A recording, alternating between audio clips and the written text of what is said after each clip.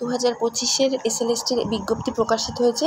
সেক্ষেত্রে নবম দশমে যারা তোমরা লাইফ সায়েন্সের উপর বসতে চাইছো, তো তাদের ক্ষেত্রে কিন্তু জুলজি পোর্শন থেকে আমি আজকে স্পার্মাটোজেনেসিসটা আলোচনা করছি, কালুজেনেসিসটা আলোচনা করব এবং কিছু বটানি শর্ট কোশ্চেন এমসিকিউ আকারে দেবো, যেটা তোমরা মুখস্থ করতে পারো আর বটানি পার্ট থেকে। আর এই পার্ট থেকেও আমি বেশ কিছু শর্ট কোশ্চেন এমসিকিউ আকারে দেবো নোটসের মতো, সেটাও তোমরা মুখস্থ করতে পারো।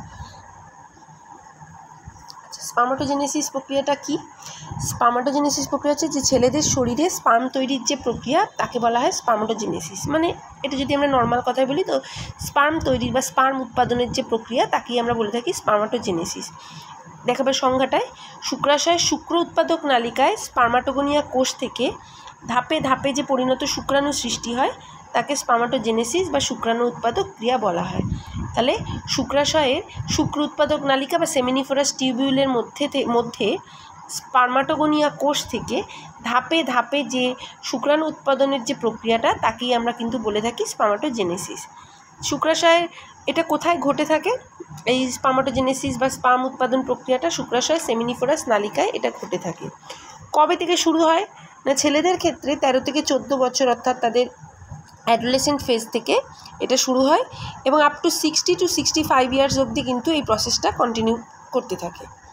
সেক্ষেত্রে হয়তো পরিমাণটা বয়সের সাথে সাথে ডিটোরিয়েট করে স্পার্ম উৎপাদনের প্রক্রিয়াটা পরিমাণটা, কারণ বিভিন্ন হরমোনাল ইমব্যালেন্স পুরুষদের ক্ষেত্রেও একটা সার্টেন আফটার 45 বা 50 পরে একটা হরমোনাল ইমব্যালেন্স তাদের ক্ষেত্রেও দেখা যায়। তো সেক্ষেত্রে কিছুটা কমলেও কিন্তু উৎপাদন প্রক্রিয়াটা আপ টু 60 to 65 ইয়ার্স অবধি তাদের ক্ষেত্রে পুরুষদের ক্ষেত্রে দেখা যায়। আচ্ছা, এবার চলে আসি উৎপাদন প্রক্রিয়ায়। আমরা এই যে স্পার্ম উৎপাদন প্রক্রিয়াটাকে আমরা 3টে ভাগে ভাগ করে নিতে পারি: বিভাজন দশা, বৃদ্ধি দশা আর পূর্ণতা প্রাপ্তি দশা। বিভাজন দশায় আমরা কি দেখব, যে এই স্পার্মটার প্রিকারসরটা কি, মানে প্রিকারসর বলতে তার আদি পূর্বপুরুষকে কি, যে কোথা থেকে এই স্পার্মটা জেনারেট করছে। আচ্ছা, পুরুষদের যে যৌনাঙ্গ টেস্টিস যেটা থাকে, সেই টেস্টিসের ভেতরে থাকে সেমিনিফোরাস টিউবিউল। এই সেমিনিফোরাস টিউবিউলের ভেতরে একটি কোষ থাকে, যে কোষটির নাম হচ্ছে প্রাইমর্ডিয়াল জার্ম সেল। টেস্টিসের ভেতরে থাকে হচ্ছে সেমিনিফোরাস নালিকা। সেমিনিফোরাস নালিকার ভেতরে থাকে এই প্রাইমর্ডিয়াল সেল। এই প্রাইমর্ডিয়াল সেলটা হচ্ছে স্পার্মাটোগোনিয়া। এই প্রাইমর্ডিয়াল সেল থেকে স্পার্মাটোগোনিয়া তৈরি হচ্ছে, আর এই স্পার্মাটোগোনিয়াই হচ্ছে কিন্তু স্পার্মের প্রিকারসর বা স্পার্মের পূর্বপুরুষও বলতে পারি আমরা, যে স্পার্মাটোগোনিয়া থেকেই কিন্তু ধাপে ধাপে বিভাজনের মাধ্যমে কিন্তু স্পার্মটা তৈরি হচ্ছে। তাহলে টেস্টিসের ভেতরে থাকে সেমিনিফোরাস নালিকা এবং এই সেমিনিফোরাস নালিকার ভেতরে থাকে কিন্তু প্রাইমর্ডিয়াল সেল। এই প্রাইমর্ডিয়াল সেল থেকে কিন্তু তৈরি হয় স্পার্মাটোগোনিয়া। স্পার্মাটোগোনিয়া কিন্তু ডিপ্লয়েড ইন নেচার। স্পার্মাটোগোনিয়া কিন্তু দু রকমের হয়, একটা হচ্ছে এ টাইপ স্পার্মাটোগোনিয়া, আরেকটা হচ্ছে বি টাইপ স্পার্মাটোগোনিয়া। এ টাইপ স্পার্মাটোগোনিয়া এরা কিন্তু মানে অনেকটা কিন্তু এরা কিন্তু স্টেম সেল হিসেবে কাজ করে। মানে এ টাইপ স্পার্মাটোগোনিয়া আবার কিন্তু স্পার্মাটোগোনিয়াতেই কনভার্ট হতে পারে। এরা কিন্তু আর ফার্দার ডিভাইড করে না যে স্পার্ম তৈরির জন্যে, এরা কিন্তু এ টাইপ স্পার্মাটোগোনিয়া ওই স্পার্মাটোগোনিয়াতেই আবার কনভার্ট হয়ে যায়। পরবর্তীকালে তারা আবার বিভাজিত হয়ে এ এবং বি দু ধরনের স্পার্মাটোগোনিয়া তৈরি করে। কিন্তু বি টাইপ স্পার্মাটোগোনিয়া ধাপে ধাপে বিভাজিত হয়ে কিন্তু পূর্ণাঙ্গ স্পার্ম কিন্তু তৈরি করে। আচ্ছা, বা যাকে আমরা বলতে পারি বি টাইপ স্পার্মাটোগোনিয়াটা শুক্রাণু মাতৃকোষ হিসেবে কাজ করে, কারণ এই বি টাইপ স্পার্মাটোগোনিয়া থেকেই কিন্তু পরবর্তীকালে বেশ কিছু ধাপের মাধ্যমে কিন্তু স্পার্ম তৈরি হয়।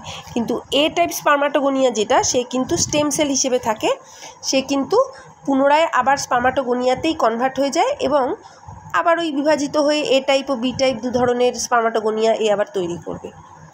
ঠিক আছে, তাহলে আমরা কি দেখলাম? তাহলে আমরা দেখলাম বিভাজন দশা, যে স্পার্ম উৎপাদন প্রক্রিয়াকে আমরা 3 ভাগে ভাগ করতে পারি: বিভাজন দশা, বৃদ্ধি দশা এবং পূর্ণতা প্রাপ্তির দশা।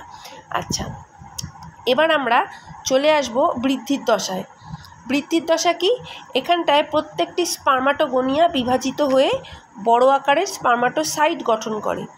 আচ্ছা, এবার বিভাজন দশা এবং পূর্ণতা প্রাপ্তির দশাটা আমি এই ছবিটার মাধ্যমে তোমাদের বোঝাই, তাহলে তোমাদের বুঝতে সুবিধা হবে।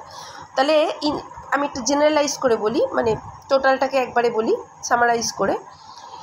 যে পুরুষদের ক্ষেত্রে স্পার্ম উৎপাদনের যে প্রক্রিয়া তাকে আমরা বলে থাকি স্পার্মাটোজেনেসিস।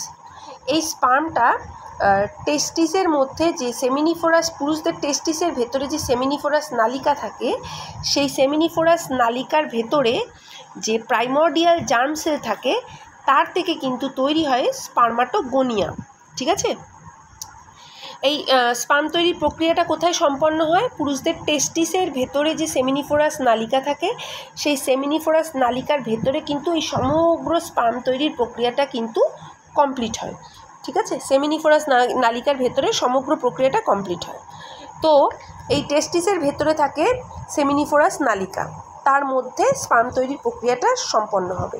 সেমিনিফোরাস নালিকার মধ্যে থাকে প্রাইমর্ডিয়াল সেল, প্রাইমর্ডিয়াল সেল থেকে তৈরি হয় কিন্তু স্পার্মাটোগোনিয়া।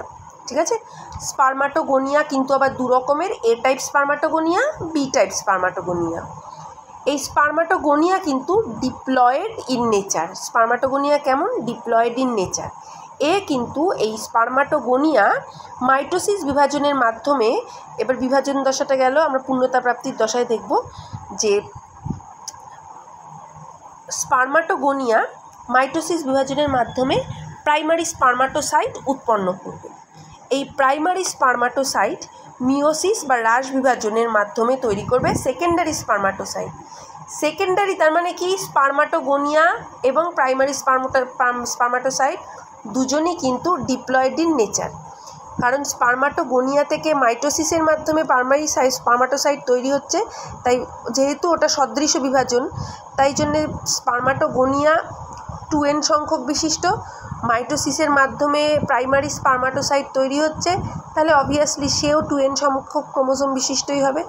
প্রাইমারি স্পার্মাটোসাইট থেকে যখন সেকেন্ডারি স্পার্মাটোসাইট তৈরি হচ্ছে তখন কিন্তু সেটা n সংখ্যা বিশিষ্ট হচ্ছে সেকেন্ডারি স্পার্মাটোসাইট। কেন?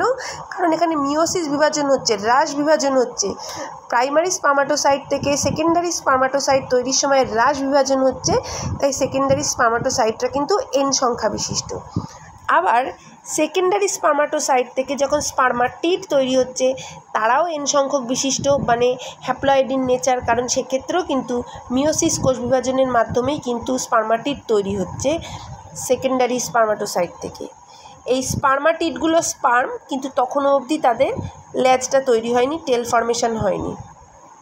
এরপরে পরবর্তীতে এই স্পার্মাটিডগুলো ল্যাজ তৈরি হবে এবং ল্যাজ তৈরি হওয়ার পরে এরা স্পার্মাটোজোয়া বা স্পার্ম সেলে কিন্তু কনভার্ট হবে।